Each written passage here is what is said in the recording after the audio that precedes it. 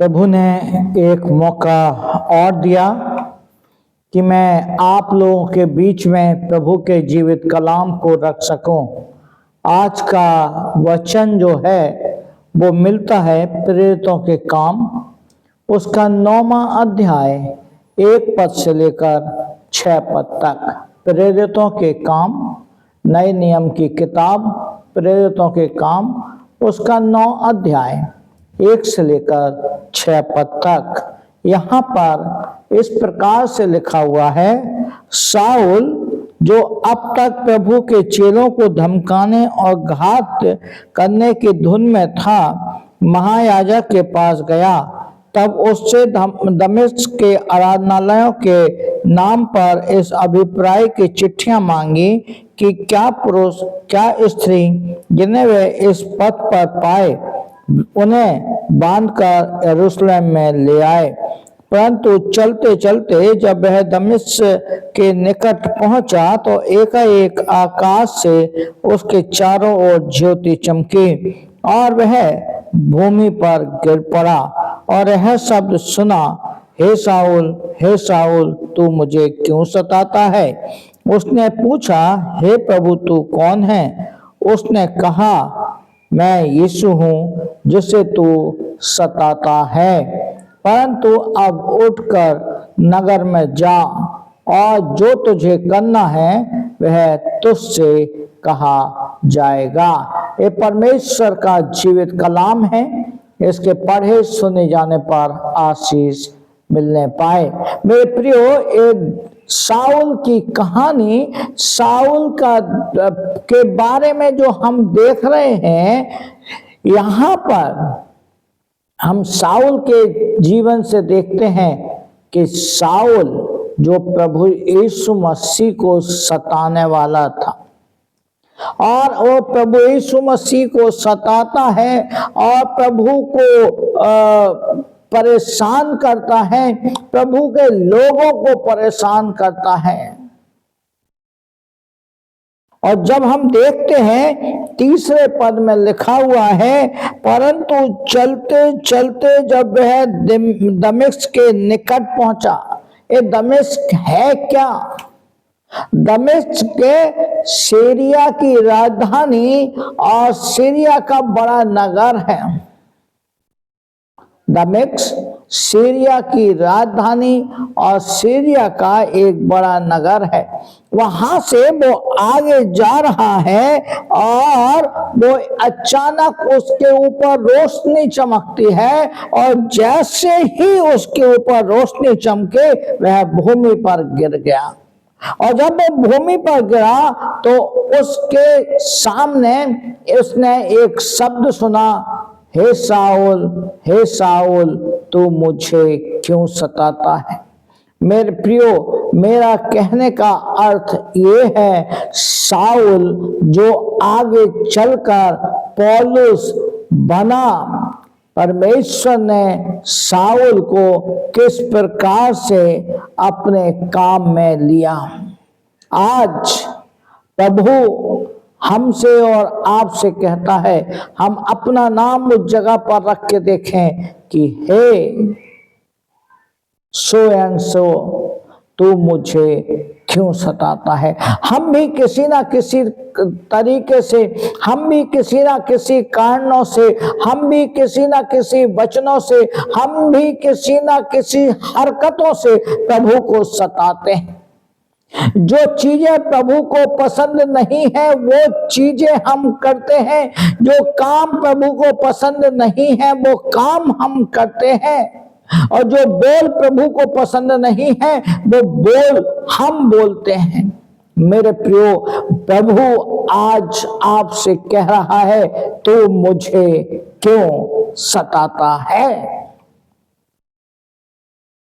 और उसके आगे लिखा हुआ है, शाऊल उससे पूछ रहा है, तू कौन है? बताइए कि जिसको वो सता रहा है उसी से पूछ रहा है कि तू कौन है। आप इस जगह पे आप समझ रहे हैं कि उसको नहीं मालूम कि कौन है यीशु। लेकिन यीशु को सता रहा है। हो सकता है उसने यीशु को ना देखा हो, लेकिन यीशु को सता रहा है। उसने यीशु के बारे में ना समझा हो, लेकिन यीशु को सता रहा है।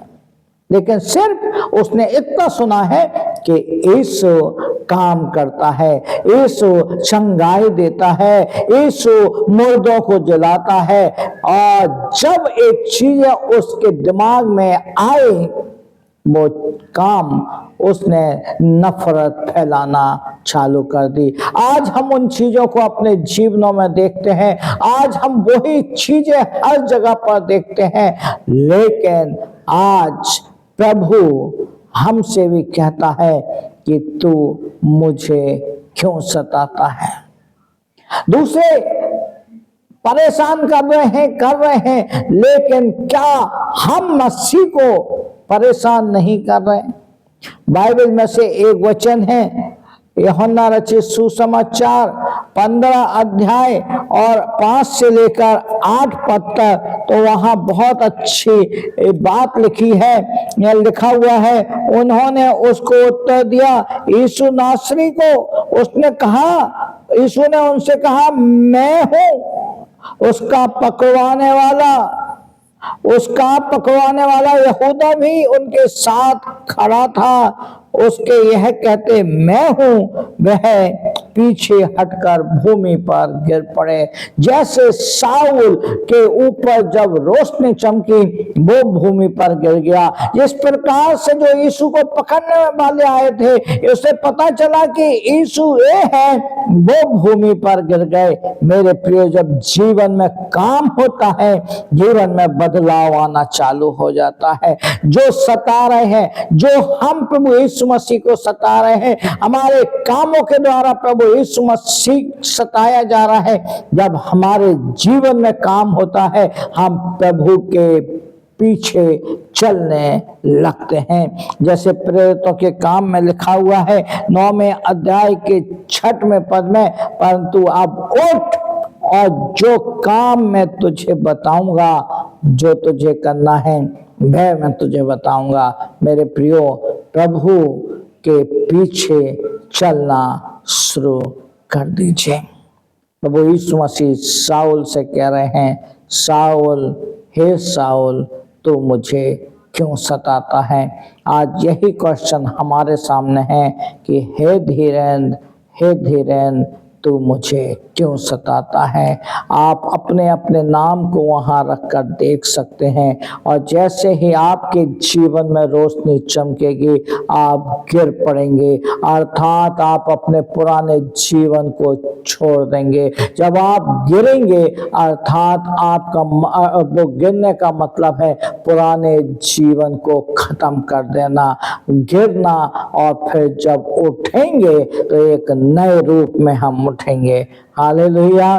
प्रभु आप सबको बहुत आशीष दे। प्रभु का अनुग्रह, प्रभु की आशीष आपके ऊपर बनी रहने पाए, और इस वचन को आप ज्यादा से ज्यादा लोगों को फैलाएं, ज्यादा से ज्यादा लोगों को बताएं, जिससे जो आशीष हम और आप पा रहे हैं, वही आशीष दूसरे भी पाने पाए। प्रभु आप सबको बहुत आशीष दे। अगर आपने मेरे इस चैनल को सब्सक्राइब नहीं किया है, मैं आपसे आग्रह करना चाहता हूं, आप इस चैनल को, जो लिविंग फेथ प्रेयर फेलोशिप है, इसको आप सब्सक्राइब करें, लाइक करें, और इसको आप दूसरों तक फैलाएं, और जिससे जो आशीष हम और आप पा रहे हैं, दूसरे भी पाने पाएं। आप सबको जय मसीह की। प्रभु आप सबको बहुत आशीष दे।